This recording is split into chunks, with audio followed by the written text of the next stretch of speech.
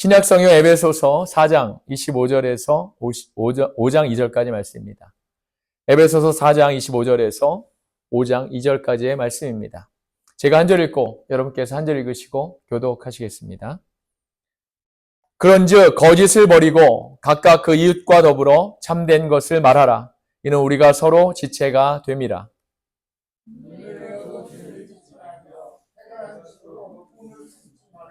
마귀에게 틈을 주지 말라.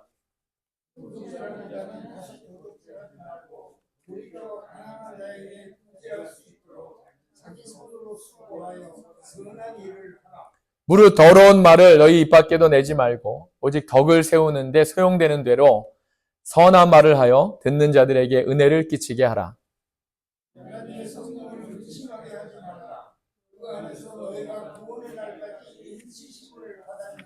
너희는 모든 악독과 노함과 분냄과 떠드는 것과 비방하는 것을 모든 악의와 함께 버리고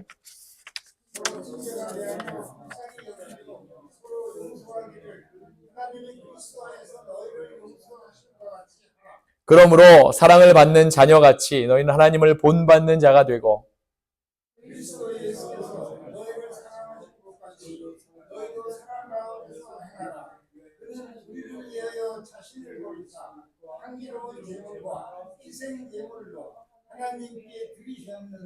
아멘. 살아계신 하나님의 말씀입니다. 하나님을 본받는 삶이라는 제목을 가지고 여러분과 함께 말씀을 나누길 원합니다. 고국을 비롯해서 세계의 많은 곳, 또 미국 땅까지도 지금 무더운 날씨 때문에 오늘 좀 그래도 좀 나은 것 같습니다. 다들 지치고 힘겨워하고 있지요. 날씨가 얼마나 더운지 폭염이라고 이렇게 부릅니다. 폭염. 그런데 이러한 폭염 속에서도 아주 기발한 아이디어를 낸 사람이 있는 것을 제가 또 매스컴을 통해서 보았습니다. 에어컨이 거실에만 있다 보니까 그 냉기가 각 방에까지 연결이 안 되지 않습니까? 그러니까 방에서 잠자려고 하면 역시 더운 상태로 잘 수밖에 없는 것이지요. 그런데 이분은 플라스틱 쓰레기 봉투를 넓게 핍니다. 그리고 봉투 몇 개를 아주 강한 테이프로 연결을 하지요. 그 연결한 봉투를 에어컨에 단단히 테이프로 붙이고 잠잘 때는 그 플라스틱을 방으로 이끌어가면 그 방이 이제 시원해지는 겁니다. 또 그것 가지고도 더위를 이기는 것이 안 될 때 그 봉투 안에서 아예 그 봉투 안에다 이불을 펴고 또 이렇게 자기까지도 한답니다. 대단한 아이디어죠. 제 생각에 이 아이디어를 토대로 해서 새로운 냉방 그 시스템이 개발되지 않을까 이런 생각도 제가 한번 해봤습니다. 강화문 근처에 보니까 바닷가 모래를 펴다가 해변가를 이렇게 설정해 놓기도 하고 또 수영장도 미니 그냥 간이 수영장도 만들어가지고 아이들이 그곳에서 뛰어놀 수 있게 이렇게 한다는 말도 제가 들었습니다.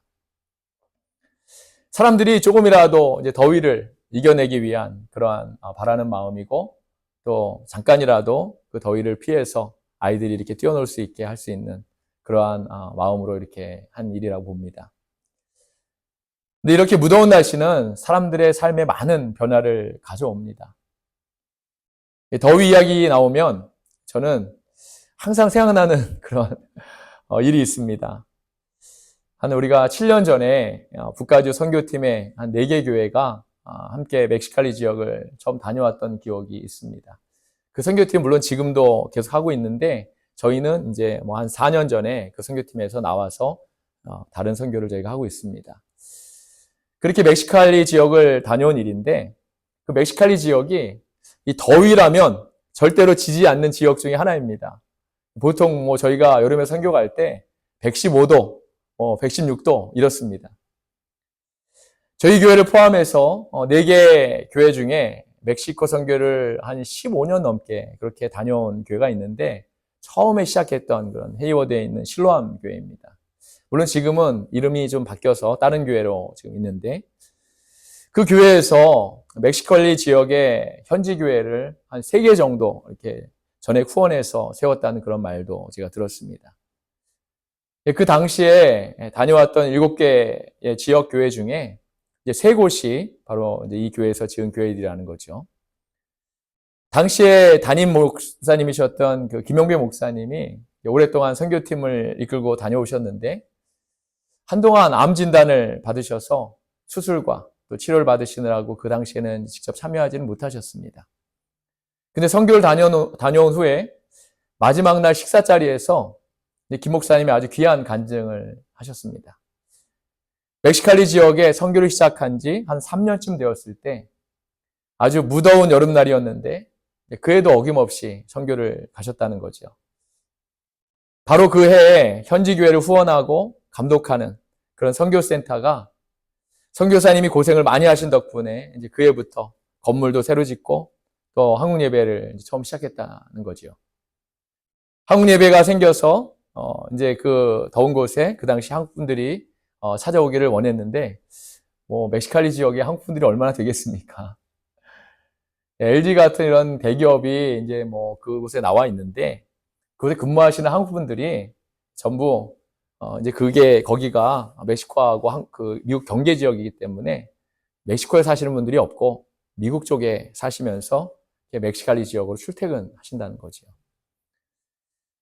국경이 가까우니까 아무래도 안전하고 또 시설도 환경도 좋은 그런 미국 땅에서 살고 싶어 하겠지요. 그리고 멕시칼리 지역의 주재원으로 나오는 분들도 그 조건이 주거 환경은 이제 미국 땅에 마련해 주는 게 이제 그 나오시는 분들의 조건이라고 하니까 다들 이제 그렇게 하는 거죠. 그런데 현지에 계신 선교사님 말씀이 브라질에서 사업에 실패한 후에 이 멕시칼리 지역으로 이민 온 젊은 한국인 부부가 있다고 이렇게 합니다. 그분들이 그 더운 뙤약 끝에서 장작불에 통닭을 구워서 현지인들에게 파는 그런 통닭 가게가 있다는 겁니다. 목사님이 함께 가셔서 이제 통닭 좀 팔아주시고 그렇게 전도도 함께 하면 어떻겠냐고 선교사님이 이제 말씀을 하신 거죠, 목사님께 또 선교팀들에게. 그런데 통닭이 얼마나 맛있는지 한번 꼭 드셔보셔야 한다는 그런 말도 이제 하니까 그래가 같이 간 겁니다. 여러분 한번 상상해 보십시오. 그분들이 오죽하면 120도나 가까운 그런 뙤약볕에서 그 더위를 참아가면서 그렇게 장작불에 통닭을 구워서 팔겠습니까, 여러분? 고국을 떠나서 먼 브라질 땅까지 가서 사업을 제법 크게 했었는데 그만 사업이 실패한 후에 여러 가지 이유로 고국에 다시 돌아갈 그런 형편은 안 되고 결국 결정한 것이 어떻게든 그곳 멕시칼리 그 가난한 곳에서라도 다시 한번 인생에 재기해보겠다는 그런 정말 너무나 간절한 그런 소망 아니었겠습니까? 그렇게 그 통닭집을 갔는데 그늘도 없는 제대로 된 그 파라솔 같은 것도 없고 그냥 간신히 몸만 가릴 수 있는 그런 그늘이 있는 곳에 우리가 야외에 나가보면 이제 플라스틱 의자 있지 않습니까? 저희 교회도 야외에 플라스틱 의자가 있었는데 플라스틱 의자가 몇 개 이렇게 놓여져 있었답니다. 그분들이 이제 목사님 일행을 이제 보시더니 한국 사람 봐서 너무나 반갑다고, 예, 그렇게 하시면서, 너무 좋다고 하면서 한국 분들이니까 돈을 안 받겠다고, 통닭은 마음껏 구워드릴 테니까 마음껏 드시고 그냥 가시라고 이렇게 얘기했답니다. 사업이 망해서 정말 마지막 보루로 이 뙤약볕에 정말 땀을 뻘뻘 흘리면서 그 장작불에 통닭을 굽고 있는데 단지 같은 동포라는 이유로 너무나도 반가워서 그렇게 돈을 안 받고 이렇게 주겠다는 거죠, 여러분. 그래도 그러면 안 된다고 이제 목사님과 일행은 돈에다가 팁까지 덤으로 얹어서 이렇게 드리면서 우리 하나님 믿는 사람들인데 이걸 선교하러 왔다고 이렇게 말씀을 하신 거죠. 그렇게 그 의자에 앉아서 통닭을 주문하려고 기다리고 계시는데 옆에 의자에 앉아있던 사람이 갑자기 뒤로 넘어지는 겁니다. 깜짝 놀라고 있는데 목사님이 앉아 계시던 의자도 그냥 주저앉아 버리는 거죠. 왜 그러겠을까요, 여러분? 너무 더워서 플라스틱 의자가 완전히 녹아버린 겁니다. 참 대단한 더위지요. 그 더위에 통닭을 굽는 사람은 또 오죽하겠습니까? 그래서 그 즉시 목사님과 성도님들이 그곳에 있는 코스코에 가셔서 지금 우리가 밖에 캐노피에 놓여져 있는 그 의자, 철제 의자 있지 않습니까? 그걸로 된 의자 한 30개 정도를 사가지고 그곳에 바로 그 통닭을 굽는 그 옆자리에 옆에 공간에다가 놓아다 드렸답니다. 그러면서 사업은 실패할 수도 있고 또 어떨 때 보면 성공할 수도 있고 한데 건강 잃지 마시라고. 건강을 잃지 않아야지 또 다시 재기할 수 있으니까 힘내시라고.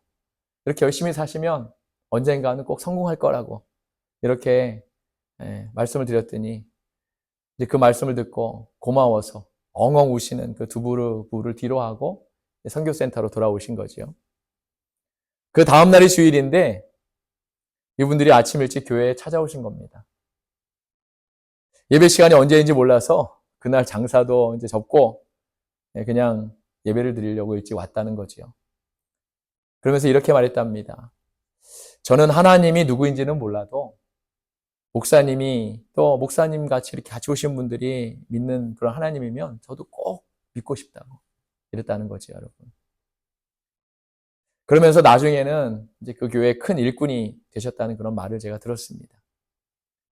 목사님은 그 두 분을 보고 얼마나 눈물이 나셨는지 하나님께 감사의 영광을 드렸다고 이렇게 하시는 말씀을 제가 들었습니다. 그 해에 멕시칼리 지역은 또 그 선교는 정말 너무나도 귀한, 아주 귀한 영혼, 이 두 부부를 위한 선교였다는 그런 간증을 하셨습니다. 사랑하는 여러분, 이렇게 하나님은 성도의 행함에 역사하시는 줄 믿습니다. 할렐루야. 그분의 영광을 위한 행함이고 또 복음과 사랑을 전하는 행함이라면 하나님께서는 반드시 우리가 기대했던 것 이상으로 크게 역사하신다는 사실입니다. 그래서 선교는 내가 하는 것이 아니라 나는 그냥 하나님의 도구, 그 도구로 쓰임받는다고 이렇게 말하는 겁니다, 여러분. 사도 바울이 오늘 본문 32절에서 뭐라고 말합니까? 서로 친절하게 하며 불쌍히 여기며 서로 용납하기를 하나님이 그리스도 안에서 너희를 용서하심과 같이 하라. 할렐루야. 말씀대로 여러분, 우리는 서로가 서로를 불쌍히 여겨야 합니다. 이 세상에 우리가 만나는 모든 사람들에 대해서 우리는 이렇게 간절함이 있어야 하고 불쌍히 여기는 마음이 있어야 합니다. 왜 그렇습니까, 여러분? 하나님이 우리를 불쌍히 여기시기 때문입니다. 하나님은 우리를 불쌍히 여기십니다. 그래서 우리의 모든 것을 우리 주님께서 인도해 주시고 우리를 먹여주시고 우리의 생활을 주장해 주시는 것이지요. 그렇기 때문에 우리도 세상을 불쌍히 여기고 만나는 영혼들에게 정말 간절한 마음으로 우리가 대해야 한다는 것입니다. 오늘 본문은 특별히 하나님을 믿으라, 예수 믿으면 구원받습니다, 이런 복음에 대한 초보적인 말씀이 아닙니다. 오늘 말씀은 믿음으로 의롭게 된 저와 여러분, 하나님의 백성이 하나님을 본받는 삶을 살라고 하는, 바로 성화된 삶을 살라고 하는 그런 말씀입니다. 한마디로 예수님을 믿는 믿음으로 의롭다고 인정을 받은 사람들이 아무 공로 없이 예수 그리스도의 구원된, 그 이름으로 구원된 저와 여러분이 이 세상에 살면서 어떻게 살아가야 하는지를 말씀하고 있는 줄 믿습니다. 5장 1절에 보니까 너무나도 엄청난 말씀이 기록되어 있죠. 하나님을 본받는 자가 되라 라고 말씀하고 있습니다. 이 말씀이 가능한지 모르겠습니다, 여러분. 이 말씀은 성화의 믿음에 있어서 우리에게 가장 어려운 말씀이라고 저는 믿습니다. 인간인 우리가 어떻게 감히 하나님을 본받아서 살 수 있겠습니까? 하나님을 본받으라는 그런 말씀은 제가 찾아보니까 성경의 다른 곳에서도 찾아볼 수 없는 말씀입니다.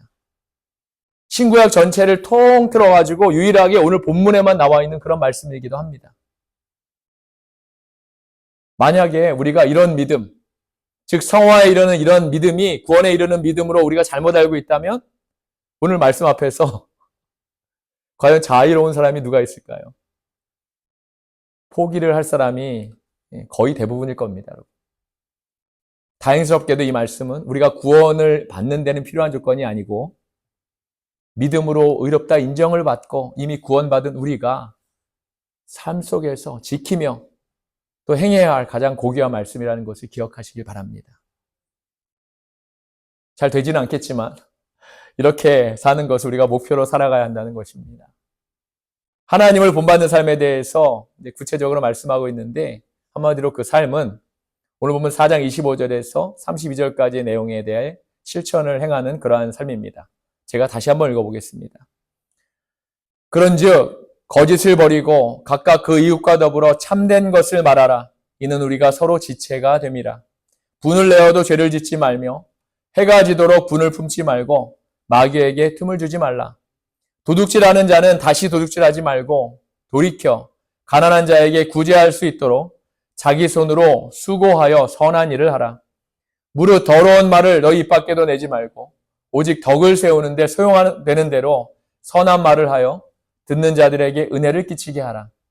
하나님의 성령을 근심하게 하지 말라. 그 안에서 너희가 구원의 날까지 인치심을 받았느니라. 너희는 모든 악독과 노함과 분냄과 떠드는 것과 비방하는 것을 모두 악의와 함께 버리고 서로 친절하게 하며 불쌍히 여기며 서로 용서하기를 하나님이 그리스도 안에서 너희를 용서하심과 같이 하라. 아멘. 한 말씀 한 말씀 보면 모두 저와 여러분에게 엄청나게 도전되는 그런 말씀인 줄 믿습니다. 사실 오늘 이 말씀에서 31절까지를 우리가 그 말씀을 행하려면 저는 행할 수 있다고 봅니다. 맞습니까, 여러분? 일들이 어떻게 가능하겠습니까? 아마도 아무도 안 사는 사막 한가운데 그렇게 혼자 있다면 가능할 줄 믿습니다.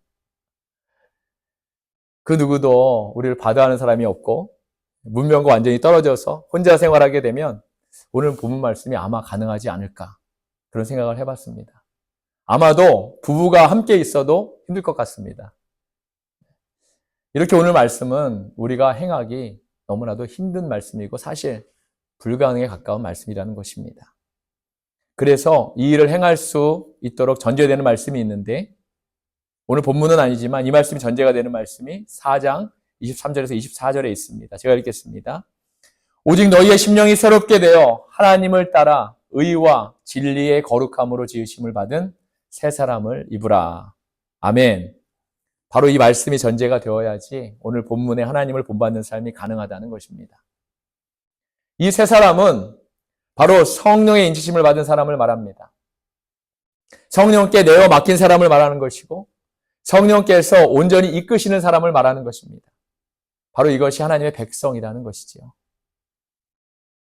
고린도전서 3장에 보면 하나님의 백성은 불의 공력 앞에 불타지 않고 남아있는 믿음이어야 한다고도 했습니다. 만일 누구든지 금이나 은이나 보석이나 나무나 풀이나 지푸로 이 터 위에 세우면 각 사람의 공적이 나타날 터인데 그날이 공적을 밝히리니 누구든지 그 공적이 불타면 해를 받으리니 라고 했습니다. 그러므로 우리는 불에 타지 않는 공적을 가진 믿음의 사람, 성령의 사람, 예수 그리스도의 위에 터를 세운 성도의 빛이 나는 그런 믿음으로 살아가야 한다는 그런 말씀인 줄 믿습니다. 한 교회의 장로셨고 의사이셨던 장기려 박사님의 일화가 있습니다. 그분은 바로 하나님의 사랑을 몸소 실천하셨고 또 그런 평생을 그렇게 사시다가 1995년 성탄절 그 새벽에 84세 연세에 정말 그 고요한 모습으로 주님의 품에 돌아가셨습니다. 그분은 평소에도 가난한 사람도 치료받을 수 있어야 합니다. 또 그것이 내 소명입니다. 라고 이렇게 본인이 생활 철학을 가지고 계셨던 분이고 정말 수많은 환자들을 본인의 가족처럼 그렇게 돌보셨다고 이렇게 알려지고 있지요. 그런데 그분은요, 또 한편으로 바보라고 이렇게 소문이 나 있습니다. 장기려는 바보다 이렇게 소문이 나 있습니다. 시장에 가면요, 상인들이 부르는 값보다 더 비싼 값을 주고 물건을 사기가 일쑤였기 때문입니다. 시장 상인들에게는 이 장 박사님이 이제 호구인 거죠, 호구. 소위 말하는. 사람들이 그러니 바보 소리를 듣는다고 이렇게 말하니까 오히려 장 박사님은 이렇게 말씀합니다. 바가지 씌운 값을 깎지 않고 더 올려주면 그 사람이 겁이 나서 다음부터는 그러지 않겠지. 보통 사람들과 완전 다른 생각이지요. 이런 분이 바로 바보 의사 장기려 박사님이셨습니다. 6.25 전쟁이 터져서 이북에서 이제 부산으로 피난 오셨다고 이렇게 알려졌죠. 그래서 바로 그곳에 복음병원이라는 그 병원을 세워서 이렇게 여러 환자들을 돌보셨습니다. 근데 그분이 원장이셨는데 그분의 월급은 언제나 적자였습니다. 반번이 급여가를 이제 가불해서 환자들의 수술비 대신 내줬고, 또 어려운 분이 있으면은 또 이렇게 도와주고, 심지어는요 치료비가 없는 환자에게 밤중에 뒷문을 몰래 열어놓을 테니까 몰래 도망치라고, 우리 직원이 보기 전에 몰래 도망치라고 이렇게까지 했다는 이야기가 있습니다. 헐벗은 환자에게 내복을 사줬고, 영양이 부족한 환자에게 정말 닭 2마리 값을 받아가라 이렇게 처방하기도 했다는 거죠. 장 박사님은 북쪽에 남은 아내를 그리워하시면서 평생을 독신으로 사셨다고 이렇게 합니다.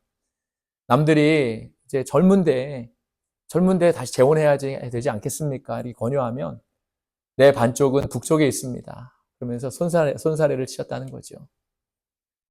홀로 잠자리에 든 박사님은 꿈속에서 자주 아내를 만나곤 했습니다. 잠결에 창문을 두드리는 빗소리를 듣고 아내인 줄 착각해서 문을 열기도 하고, 그런 박사님에게 꿈속의 아내를 실제 만날 기회가 이제 찾아온 거지요.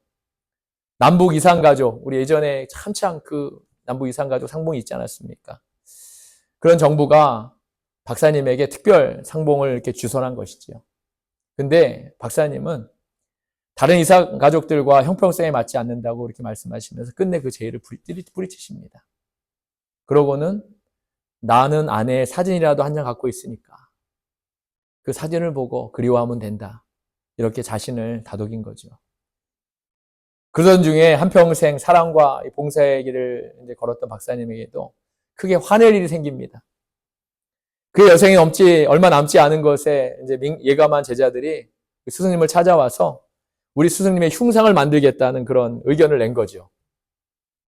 보통 사람 같으면 얼마나 자랑스러운 일입니까, 여러분? 그런데 이 장 박사님이 말씀합니다. 내 흉상을 만드는 놈은 지옥에나 떨어져라. 실제로 이 박사님의 말씀이랍니다. 이러한 스승님의 말씀에 제자들은 깜짝 놀라서 도망쳤다는 거죠. 세상의 기준으로 따지자면 장 박사님은 천하에 둘도 없는 그런 바보였던 겁니다, 여러분. 병원장인 하셨고 서울대 교수도 이렇게 지내셨지만 그분 평생에는 조그마한 집 한 채 없었습니다. 정년 퇴임 후에 머문 그 집을 보니까 부산 보건병원의 옥탑방이었다는 겁니다. 그분이 남긴 재산 1,000만 원이 전부입니다. 그 예금 통장이 전부였다고 하지요. 그 돈마저 자신의 육신을 돌봐준 그런 간병인에게 모두 내주었습니다. 그분은 하나님 앞으로 돌아가기 전에 며칠 전에 남몰래 늘 보았던 환자에게 찾아가서 이번 크리스마스에 못 올 것 같아서 미리 왔네, 이렇게 하셨다는 거죠. 그 말을 이제 유언처럼 남기시고 30년 전, 오늘부터 30년 전에 성탄절 새벽에 그렇게 주님의 품으로 돌아가셨습니다. 사랑하는 여러분, 우리는 부족한 사람들입니다. 우리에겐 하나님을 본받을 만한 믿음도 없습니다. 그리고 오늘 본문의 말씀처럼 그렇게 완벽하게 행하면서 살 수 있는 그런 성정이나 믿음도 부족합니다. 에베소서 교회 교인들도 그랬습니다. 그들도 우리와 마찬가지로 예수를 믿음으로 구원은 받았지만 하나님을 본받을 만한 믿음과 행함은 그들에게 없었습니다. 그럼에도 불구하고 사도 바울은 그들이 그냥 그 상태에 머물러 있으면 안 된다고 이렇게 가르치고 있는 겁니다. 지금 우리들이 그렇습니다, 여러분. 우리는 하나님의 은혜로 구원받고 우리들 나름대로 이 미국 땅에서 평안을 누리면서 살아가고 있습니다. 그러한 우리들에게 오늘 이 말씀을 통해서 지금 이 순간에 안주하지 말라고 하나님께서 우리에게 말씀하고 계시는 겁니다. 하나님의 백성은 은혜 받고 변화받는 것을 끝나면 안 됩니다. 우리가 받은 복음과 사랑 나누고 전해야죠. 나누고 전해야 합니다, 여러분. 그런 것들을 우리 몸소 실천해야 합니다. 오늘날 이 땅의 교회가 왜 이렇게 약하고 왜 이렇게 비난받고 왜 이렇게 욕을 먹습니까? 지금 이 순간에 안주한 나머지 교회의 사명이나 본분을 완전히 잃어버렸기 때문입니다. 교회에 속한 자기들만 좋아지려고, 자기 교회만 나타내려고, 자기 교회 성도들만 성도들이고, 자기 교회 건물만 건물이고, 자기 교회 목사만 목사고 하나님을 본받는 삶은 나 하나만 거룩해지는 삶이 아닙니다. 여러분. 거짓을 버리고 각각 그 이웃과 더불어서 참된 것을 말하는 삶입니다. 할렐루야. 참된 것, 바로 진리를 말하는데 그 진리가 뭡니까 여러분? 복음입니다. 복음입니다. 예수가 나를 위해서, 우리를 위해서 십자가에 돌아가셨다는 그 믿음. 그래서 하나님께서 그 예수 때문에 우리와 다시 화목하게 되었다는 그 믿음. 그 복음을 이웃과 더불어 말해야 한다는 것입니다. 또한 가난한 자에게 구제할 수 있도록 우리 손으로 수고해서 선한 일을 하라고도 했습니다. 또한 사도 바울은 서로 친절하게 하라고 했고 불쌍히 여기면서 서로 용서하기를 하나님이 그리스도 안에서 너희를 용서하심과 같이 하라라고 합니다. 사랑하는 여러분, 저와 여러분은 모두 하나님께 그리스도로 말미암아 용서받은 사람들입니다. 우리가 용서를 받기 위해 한 것은 아무것도 없습니다. 그런데 우리가 누구를 용서하지 못하겠습니까? 무엇을 용서하지 못하겠습니까? 혹시 지금 이 순간 주위에 누군가를 무슨 일 때문에 용서하지 못하고 계신 분이 계시다면 오늘 말씀 이후로 모두 용서할 수 있기를 바랍니다. 할렐루야. 상대방이 용서를 구해서가 아니라 하나님께 용서받은 내가 그 용서함을 받았기 때문에 먼저 용서할 수 있는 것입니다. 그리고 오늘 5장 2절의 가장 귀한 말씀, 하나님은 사랑이십니다. 할렐루야. 그분은 사랑 그 자체이십니다. 그분이 우리를 사랑하신 것 같이 우리도 무슨 일을 행하든지 사랑 가운데서 행할 수 있기를 원합니다. 사랑 가운데서 행하라고 했습니다. 사랑 가운데서 행하면 풀리지 않을 문제도 없을 것이고 서로 반목할 이유도 없습니다. 서로 미워할 일도 없지요.